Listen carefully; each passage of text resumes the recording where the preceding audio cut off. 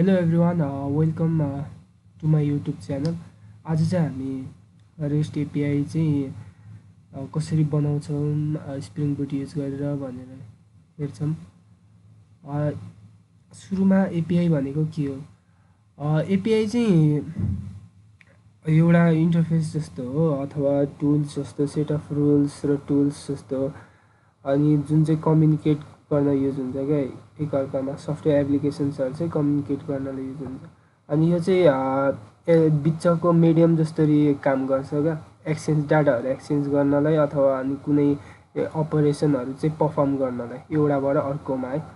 अनि यसको इक्जाम्पल चाहिँ के हो भने, जस्तै कि अब मोबाइल एपमा चाहिँ अब डाटाहरू फेच हुनु क्या सर्भरबाट, अनि त्यसै गरी अर्को वेबसाइटमा चाहिँ पेमेन्ट इन्टिग्रेसन। अब हाम्रो वेबसाइट चाहिँ एउटा सर्भिस भयो भने अनि हामीले चाहिँ अब अरूको चाहिँ इन्टिग्रेसन चाहिँ पेमेन्ट चाहिँ हाम्रोमा इन्टिग्रेट गर्ने, त्यो चाहिँ एपिआईको थ्रुबाट हुन्छ है। त्यस्तो गर्नलाई चाहिँ एपिआई युज हुने हो। अनि अर्को भनेको छ रेस्ट एपिआई चाहिँ कस्तो खालको एपिआई हो भने, यो चाहिँ रिप्रेजेन्टेसनल स्टेट ट्रान्सफर एपिआई भन्छ। अनि यो चाहिँ रेस्ट आर्किटेक्चरमा काम गर्छ क्या। अनि रेस्ट एपिआईले चाहिँ एचटिटिपी स्ट्यान्डर्ड्स मेथड्सहरू युज हुन्छ, जस्तै कि गेट, पोस्ट, पुट र डिलिट, अनि अरू पनि छ, प्याचहरू भयो, अनि अरू अप्सनल के छ अरूहरू पनि छ है। अनि त्यसपछि यो रेस्ट एपिआई चाहिँ स्टेटलेस हुन्छ। स्टेटलेस चाहिँ किन हुन्छ भने चाहिँ यसको चाहिँ इच रिक्वेस्टले चाहिँ सबै इन्फर्मेसन बोक्छ क्या, त्यो एपिआईलाई चाहिने सबै इन्फर्मेसन बोक्नुपर्छ अथवा बोक्छ। अनि हामीले डाटा रेस्पोन्स अथवा रेस्पोन्समा डाटा चाहिँ जेसन र एक्सएमएल फर्मेटमा भेट्छ भने चाहिँ एक्सएमएल चाहिँ अहिले खासै युज गर्दैन, जेसनै प्रिफर गर्छ, त्यही भएर जेसन फर्मेटमा चाहिँ युज गर्छौँ है हामी पनि। अनि अर्को रेस्ट एपिआईको की फिचर्स भनेको स्टेटलेस भनेको छ। अब इच रिक्वेस्ट इज इन्डिपेन्डेन्ट भने अघि नै भने, एउटा रिक्वेस्टले चाहिँ सबै आफूलाई प्रोसेस हुने सबै इन्फर्मेसन चाहिँ क्यारी गरेको हुन्छ क्या, त्यही भएर इन्डिपेन्डेन्ट हुन्छ। रिसोर्स बेस्ड भनेको छ। अनि अर्को एचटिटिपी मेथड्स भनेको छ। अनि अरू स्केलेबल एन्ड फ्लेक्सिबल भन्छ है।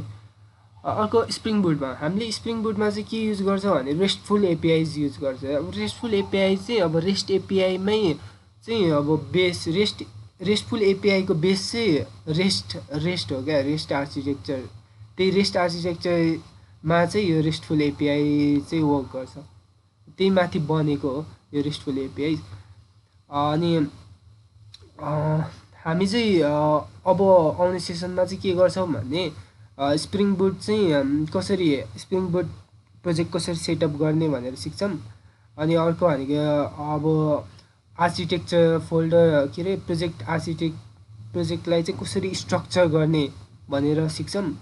अनि त्यसै गरी डाटाबेस चाहिँ कसरी सेटअप गर्ने, अनि इन्टिटीहरू कसरी बनाउने, डिटिओ भनेको के हो, डिटिओको एडभान्टेजेस के छ, डिटिओ कसरी चाहिँ बनाउने त्यो गर्छौँ। अनि अर्को एपिआई रेस्पोन्सहरू, ग्लोबल्ली एपिआई रेस्पोन्सहरू कसरी फाल्ने, इरर रेस्पोन्सहरू कसरी फाल्ने, अनि एक्सेप्सन कसरी ह्यान्डल गर्ने, रिपोजिटरी कसरी क्रिएट गर्ने, सर्भिसहरू कसरी चाहिँ क्रिएट गर्ने, अनि त्यसै गरी कन्ट्रोलरहरू चाहिँ कसरी क्रिएट गर्ने, यी कुराहरू चाहिँ हेर्छौँ है। Thank you everyone. अब चाहिँ हामी नेक्स्ट भिडियोमा भेट्छौँ।